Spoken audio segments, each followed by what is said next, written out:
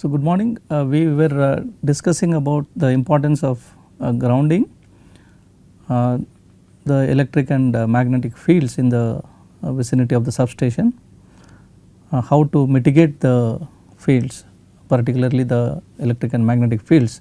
So, several options for the mitigation techniques were discussed. Now, in this class we will try to see the importance of the communication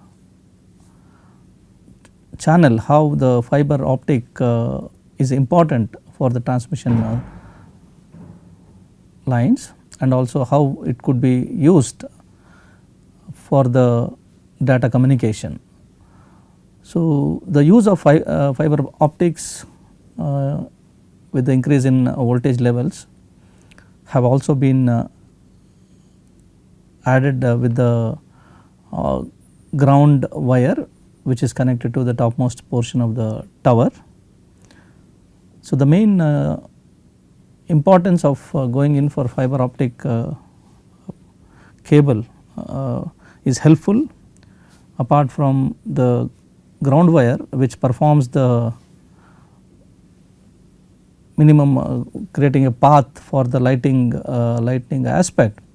So, this ground wire, which is overhead ground wire, will also act for the for the communication purpose. So, very important aspect going in for fiber optical communication. So, the main use of fiber optics with transmission lines is to see that proper sensing and detection of electrical faults, and in case of failures, and this data is being given to the SCADA system, that is SCADA supervisory control and data acquisition systems, which will be helpful in taking the proper decisions for eliminating the isolating the line where the failure has occurred. And fiber optics also can be used as a neutral or a grounded connection. Using the fiber optics cable also reduces the electromagnetic compatibility and electromagnetic interference issues going in for a regular cable where these signals could cause an issue. So, with the help of fiber optic cabling, the reduction of electromagnetic compatibility and interferences issue are reduced. And the fiber optics help in communicating, that is data communication from the generating plants to the substations or to the control centers, etc. This will be helpful in proper diagnosing and taking the remedial solutions. And we know that we have discussed about the right of way, which is a very important in case of the tower configuration, and as the high voltage levels of UHV and EHV. So, we use a lot of space for that, that is the extensive use of the right of way could also be used by the utilities, particularly for communication, where line leasing could be carried out. So, this is again an economic advantages for going in for fiber optic communication systems. So, the optical ground wire or OPGW, as it is shown here, is basically a cable. Here you can see the cable here. It is similar to the ground conductor, and the size of the cables here vary depending upon the different voltage levels. You can see several stranded conductors are there, similar to a normal high voltage conductor, and this is used for the overhead ground connection, that is the earthing connections on the top of the towers. So, basically you can see that in one of the slot in the conductor arrangement, you have a fiber optical link or a fiber optical cable which is being seen here. This will help in the communication of the data and the information to be sent from the generation to the substation level or to the SCADA centers where this information will be highly helpful. So, we will look into the importance of the optical fiber ground wire and what is the composition of that, how it is being useful for the communication and data transfer, particularly for the electrical utility service. So, optical fiber ground wire is a composite conductor or a wire which basically serves as a conventional overhead ground wire. This is conventional overhead ground wire with the added benefit of providing high capacity and reliable fiber optic communication. So, that is the importance of going in for optical ground wire. You can see the fiber optic link which is embedded into the conductor, that is a overhead ground conductor, which will help in the communication of the data. So, various types of optical ground wires are shown here. You can see depending upon the voltage level, the transmission voltage level, the size of the optical ground wire dimension changes, the diameter it's increased as the voltage level increases. So, you can see here the optical fiber conductors are embedded in the conductors. You can see for various voltage level the size is different, and the optical link which is inside the conductor connected to a topmost tower, that is a earthing conductor, will be helpful for the data communication. So, when you look into the different concepts, we have two concepts here presently. One is the conductor, other is a optical fiber optic cable which is being embedded into the conductor which is being connected in the overhead transmission for grounding aspect mainly. So, fiber optic cables, we know that mainly the concept is because it emits the fiber optic emits light because of the photons present, and because of the photonic effect. Here in the electric cables or a conductor, the transmission of electricity happens because of the electrons, and we know that fiber optic cables are primarily used for the communication of the data, and in case of electrical conductor or cables, these conductor or cables are primarily used for powering the electrical devices or transmitting the power or distribution the power. So, these are the major two different concepts which are being embedded together for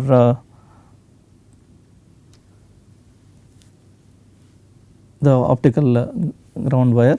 So, you see the commonly used presently in the transmission or distribution or which is being employed or adopted the technology maybe of various types.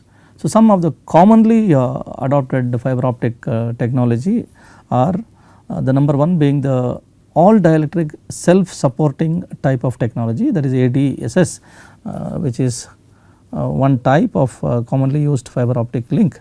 The second being the wrap tap type, and the third is the optical ground wire. So, these are the three types of fiber optic technology which is being presently used for in the transmission or by the distribution utilities. So, we will look into the importance of the optical ground wire and how it is helpful for us. So, before that, the all dielectric self supporting generally consists of a high fiber count, and it is more economical than the optical ground wire, and it is installed along the electrical transmission lines. So, you can see here the structure of the all dielectric cable which is used for the communication is shown here. It consists basically of a central core which is a mechanical strength member, followed by that you can see the optical fibers which are of desirable numbers. Then you have a buffer tube which is filled adjacent to the fiber communicating cables. Then there is a layer which protects the water entering the fiber optic link, which is shown in orange color here. Then you have a yellow peripheral strength member to protect the other layers which have been mentioned here. Then you have a total outer sheath, that is a polyethylene insulating sheath, which is helpful to see the insulation effect of the entire cable. So, this cable, particularly the optical fiber cable which is used, the all dielectric self supporting type of cable which is used is non-toxic and also safe to handle, that is important. So, it is not it is very easy to handle by the utility engineers. So, we look into the optical ground wire, how important is this. So, you can see the topmost portion of the tower is the optical ground wire which performs the dual functions. Here is this particular optical ground wire which may consist of a similar construction, is primarily used by the electrical utility industries, and as mentioned it is placed in the topmost position of the transmission line or a tower, where it shields all important conductors, particularly from lightning. So, in lightning strikes this conductor will be helpful to see the surge from the lightning or the over voltages developed should be safely transmitted to the ground through the ground earthing electrodes. So, apart from that, it provides a telecommunication path, as mentioned earlier, the optical fiber link of optical fiber cable which is embedded here. This will try to provide the telecommunication path for internal as well as a third party communications through this network arrangement. The optical ground wire, as mentioned earlier, performs a dual function. One is it acts as a functioning cable or a conductor for the diverting of the surges or over voltages during the lightning strike, and also for the communication aspect. So, it is designed basically to replace the traditional static or shielded earth wires which we normally earlier which were employed for the overhead transmission. This has an additional benefit which contains the fiber optic cable for telecommunications as well. So, the optical ground wire must withstand mechanical stresses because this is embedded in the conductor. So, mechanical stresses it has to be able to withstand which are generally applied to the overhead conductors or cables, and also it has to withstand to the environmental factors such as wind, the ice loading and any other contamination effects. Apart from these mechanical and environmental stresses, the optical ground wire must also be able to handle electrical faults which could which the network see on the transmission line, and these faults should be able that the optical ground wire will provide a path to the earthing or a grounding system without damaging this fibers, that is optical fibers which are inserted in the cable. So, very important, the faults should be diverted to the outer periphery of the grounded electrode without damaging the inside fiber optic cable. So, few issues related with the optical ground wire. As mentioned earlier, apart from the environmental mechanical environmental conditions, the mechanical stresses, the electrical stresses inside it has to be able to withstand. So, further contamination or pollution which occur because of the activity in the field, the fertilizer spray or the pesticide spray, and also due to the exhaustive emissions. This could be because of the burning kilns near the transmission lines where the emissions could interact with the cable, and in some cases if the transmission lines could also be affected with the salt fog pollutants.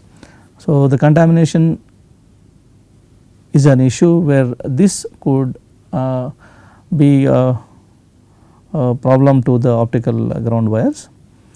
Then the space potential. So, there could be a electrical potential which could be induced on the fiber optic cables because of the interaction with the phase conductors which are sometimes nearby to the optical ground wire, where the rise in potential could again cause the space potential on the conductor, and this could be an issue with the using of optical ground wire. The formation of dry band arcing. So, we have discussed about the dry band arcing or the partial arcs or the scintillations which are normally caused by the induced currents, particularly during the conditions like fog, drizzle, wet or rain conditions. Here on the conductor surface the contaminants spread over a period of time because of several activities, and because of the wet conditions the uneven distribution of the pollutants on the surface could lead to the current which flows because of the induced effect, and the appearance of wet and dry conditions or bands on the surface can create a dry band arcing or a partial arcs or scintillations. This again could cause currents to flow on the optical ground wires. So, this is an example of how between the two towers the conductors which are connected. One example is all dielectric self supporting cable, that is optical cable which is being connected for communication purpose. You can see here in case typically the conductor sags between 2 to 5%. So, during that period there is a chance of because of the wind and other conditions. So, likely induced potential on the surface of the optical all dielectric optical cable. So, this would create a potential on the surface in the range of sometimes tens of kilovolts. So, these induced voltages can go up to tens of kilovolts, and further depending upon the contamination on the surface and due to rain or fog or drizzle there could be formation of wet and dry bands, and this causes the dry band voltages further flow of currents on the surface, and sometimes this could cause a powerful electric fields also depending upon the induced voltage levels and the voltage level of the transmission system. So, the space potential effect has to be properly considered, and it has to be mitigated. Then as the dry band arcing is again caused by the space potential as mentioned and here the frequency of the currents in the cable or a conductor depends upon the type of potential, the magnitude of the potential, and how much is the induced current during the wet or the moist conditions. So, because of the dry and wet bands which are formed on the surface, and because of the induced currents, there could be a small arcing which are known as a dry band arcing. So, this dry band arcing could be a continuous, or it depends on the potential and the induced currents.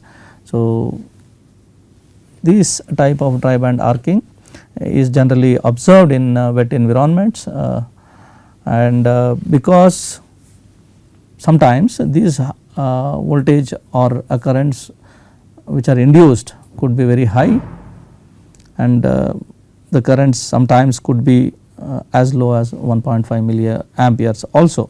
So, these are the concerns pertaining to the optical ground wire which is being used as a dual service, which is for the communication as well as for the earthing aspect. So, that was about the importance of going in for optical ground wire, advantages of that. So, now we see the role of communications systems, particularly in the power transmission or distribution substations and networks. These communication systems play a very important role in the transmission and distribution networks. So, power transmission and utility communication networks both have been the development of telecommunication technologies which have been driven by the need of public telephone operators as well as the corporate networks. So, however, the communication requirements of utility network and public telephone or telecom networks depends very significantly from the utility perspective. When we closely monitor typical power utility communication infrastructure, so this is given like it is shown in this figure here. You can see a substation could be of medium size high voltage or extra high voltage substation, and this could be the control center. You have a generating plants, again generating plants could be of thermal, nuclear or any other generating sources. So, from here the communication is generally done by various newer technologies which are being adopted. It could be a wide area network using LAN connectivity or a wireless connectivity, and further this communication is helpful in collecting the data and supplying it to the administration or the control arrangement. So, this could be of several layers where the data is being communicated and suitable arrangements are made to see that the monitoring of data and the usage of data and the remedial measures in case of the failures of the equipment could be done. So, various type of communicating cables could be of optical fiber link, or it could be of wireless communication which is very helpful in the present day power utility communication networks. So, some typical design parameters which could be required for the power utility engineers is the important being the dependability. This has always the highest requirement. So, the dependability followed by the security have the highest possible dependability. Then you have the transmission time, the time communication should be the minimum as possible, or the data collection should be the minimum time where the data could be communicated or data could be analyzed or data could be monitored. So, within a minimum possible time, and the transmission bandwidth which is required for the parameters for the transmission of power for a power utility may not be very critical, could not be very high also. So, the bandwidth again depends upon the system, number of parameters to be measured, number of connectivity, number of the voltage level and the devices which are connected, depends on the information of all these things. So, finally is the transmission media. So, whether what type of transmission media is to be employed for the power utility. It could be a fiber optical communication, it could be a microwave which is operating at a very high frequency, or could be power line carrier communication, or it could be a VSAT satellite based communication. So, power utilities have all this transmission media have been being used over the period of time. So, very important for the power utilities to properly choose the technology depending upon their required information. So, the main application requirements of the power utility, first of all it should be need to consistently transmit and distribute the electrical energy in the highest possible advantages highest possible way. The second being the various applications could be which will be helpful for the utility, particularly to ensure the reliable energy transmission and distribution, very important aspect. And some of the applications are very critical, there is a mission critical, very high importance. This could be the required real time communication, important communication data transfer, then requiring predictable and constant communication channels for the power transfer by the power utility personnel. So, very important applications which are required by the utility engineers.